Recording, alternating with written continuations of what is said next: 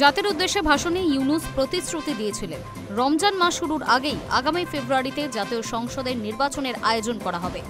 বাংলাদেশের অন্তর্বর্তী সরকারের মুখ্য উপদেষ্টা মোহাম্মদ ইউনূস ভোটের আয়োজনের জন্য সব প্রস্তুতি শেষ করতে নির্বাচন কমিশনকে চিঠি পাঠালেন।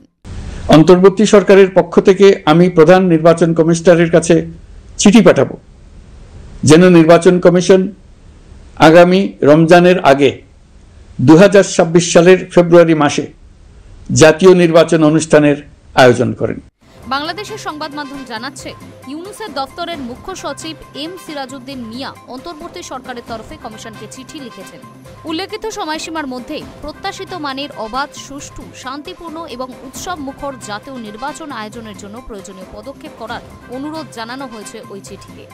নির্বাচনের আয়োজনের বিষয়ে অন্তর্বর্তী সরকারের তরফে সমস্ত রকম সহযোগিতা করা হবে বলেও কমিশনকে জানিয়েছে ইউনূসের দফতর। প্রসঙ্গত, মঙ্গলবার গণ অভ্যুত্থানে শেখ হাসিনার নেতৃত্বাধীন আওয়ামী লীগের সরকারের পতনের বর্ষপূর্তি উপলক্ষে জাতির উদ্দেশ্যে ভাষণে ইউনূস বলেন, 2026 সালের পবিত্র রমজানের আগে জাতীয় নির্বাচন আয়োজনের জন্য প্রধান নির্বাচন কমিশনারের কাছে চিঠি পাঠাবো।